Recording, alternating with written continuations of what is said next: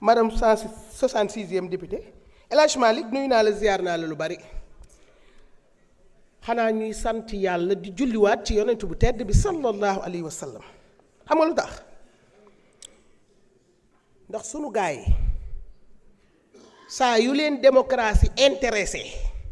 lañ koy jël di ko teg ci taabal ji yéen yéen a bafoué démocratie yéen ñi nga xamante ni seen waa ji nga xamante ni moo jëloon article 57 bii caxabee ko te article 57 di nampal article 29 ak 30 mu wóor ko ni bu ko laalee mu répercuté fële mu def ko nu ko neex kooku moo taaye moo doon tailleur bi nga xamante ni moo dem ci article 57 taayeel ko boppam nu mu ko neexee ba mu jot ko moom dong du jot keneen ñoo dellu si waat nag ñun fas yéene koo taaye ba mu jot kullu ku bëgg a bokk ci élection kon xanaa loolu neex na mu neex leen mu naqari leen ndam lañ ciy am ba mu neex xam nga luy ndam li nga xamante ni moom la Sénégal yépp bëgg bitim réew di ko bëgg ci ñu baax sous région bi di ko bëgg Afrique di ko bëgg moom la ñuy defal sénégalais yi muy dëkk bii ñépp fi am cër yow mën nga maa defal loi boo xamante ni article 30 bi nga xamante ni boo nekkee ci sa kër joteeg sa jabar dóor ko sax mu daal di lay bëgg a tënk xëy na boo ko gaañee mu tënk la yow dootoo nekkati président da koy nekk mu neex leen ak mu naqari leen may wax nag ñu di ñu woo ci dialogue boobu nga xamante ni yéen dialogue seen yoon newu ci teewu leen fa fekkewu leen ko lu cay seen yoon ba ngeen ñuy demander foofu consensus kan lañ koy waxtaanee ngeen ni ñu ñëwaat ci yéen woowaat leen pour waxtaanee gi yéen bés bi du ngeen ci doon dara xam nga lu ngeen ci doon téléspectateur toog seetaan tus ngeen ci mënul du ngeen ko teree neex ndax dialogue boobu fekkewu leen ko demu leen fa woon kon mu amu leen ca cër loo fekkewul nag amoo ca potub liibar kon buñ koy nas buñ nee waaw nga ni waaw buñ nee déedéet nga ni déedéet ayoo nañ dem ayoo nañ toog loolu doo ngeen ci am cër tey ñun nag alhamdulilah dañuy santaat yàlla xam fu ñu koy santaate Ablaye Ndiaye daa tañaa daa taxaw fii ne ñoom ñépp a yam ñoom ñaar ñooñu waaye na la leer ni daj dëpp gii kii nga xamante ni moom lu ngeen di seen muy ñuul ngeen yaakaar ni faveur am la muy Ousmane Sonko bu soobee yàlla de réew mi dina fi am cër xam nga luy cëram ci réew mi mooy baax na moo leen gën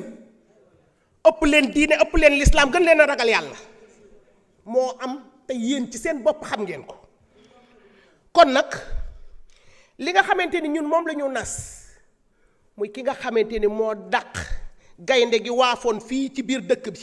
ak i doomam ak njabootam ndegam ñoo ko dàq ba mu dem loose ji Maroc picc mi ci biir kër gi ñu yar ko ba mu saxilaaf suqi ko duñu jaaxal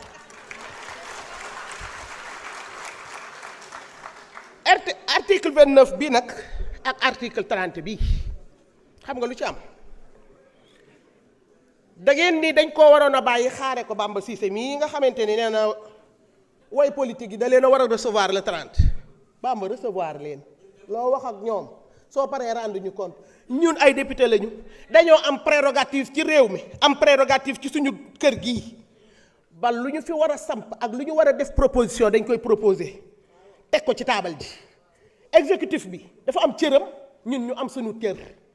nit nag bu amee cëram da koy matal ba mu mat suñu cër dong lañ jëluñu cëru kenn président de la république saa yi paree ca la muy def nañu dab beneen bi tam mooy amendement bi nga xamante ni tey jii ñun yow article 29 bi ak article 30 bi ñu ni lu ñuy wax ak lu ñuy daw déedéet mën nañoo waaxu mën nañoo daw yow danga maa yónni ma dem ñaanali la jabar ma dem ca kër ga ñu teg may charte ne ma il faut nga indi valise il faut nga indi or il faut nga indi téeméeri junni il faut nga indi nangam waa léegi man amaguma loolu te man su ma amee can sëy bi dagan maa génne article 29 ak article 30 def ko muy cat gi takk sëy bi wax ji jeex mooy loolu jeex na. Un parti politique comme le PASTEF n'a autant incarné la générosité politique. Et j'en veux pour preuve quelques éléments. Man don de soi ci parti PASTEF laa ko mës a déggee ñu wax ko ci kàddu jëmmal ko ci jëf ci parti PASTEF laa mës a gis leader politique ñu ne ko mënoo dem mu joxoñ moromam. tey loi bi ñuy voté amul loi bu ko gën a généreuse parce que ça ne concerne pas le leader du PASTEF Ousmane Sonko ñu bari wax nañ ko fi. Son éligibilité ne souffre d'aucune contestation. Elle reste intacte. Mais malgré ça, les députés du PASTEF ont décidé de porter cette proposition de loi pour rétablir des injustices. yi nga xam ne régime yi fi jógee ñoo ko tegoon des leaders politiques wax nañ ko fi sànq. L'article 57 a été touché pour empêcher Karim Wade et Khalifa Sall d'être candidats. Lii ñuy voté tey, il y a des leaders politiques. Je peux prendre l'exemple de Barthélémy Diaz, peut-être, qui par cette voie va revenir sur la scène politique. Quelle générosité! Alors, nous faire comprendre que l'Assemblée nationale dafa war a xaar exécutif, dafa war a xaar dialogue par-ci, par-là. Quelle incohérence! Rappelez-vous, quand le Premier ministre Ousmane Sonko avait demandé à l'Assemblée nationale de toucher à son règlement intérieur pour lui permettre de venir faire sa déclaration de politique générale, l'opposition avait sauté jusqu'au plafond pour dire qu'il est en train de faire une injonction sur le fonctionnement de l'Assemblée nationale. Et même, vous êtes allé plus loin. Vous avez bloqué le débat d'orientation budgétaire sous ce prétexte fallacieux. Aujourd'hui, l'Assemblée nationale est en train de prendre des initiatives, l'initiative de la loi, qui est une prérogative constitutionnelle. Ñu ne ko waroo koo jël. Quelle incohérence! Quelle incohérence! La rétroactivité dont on parle, c'est vrai, la loi, elle est faite pour l'avenir.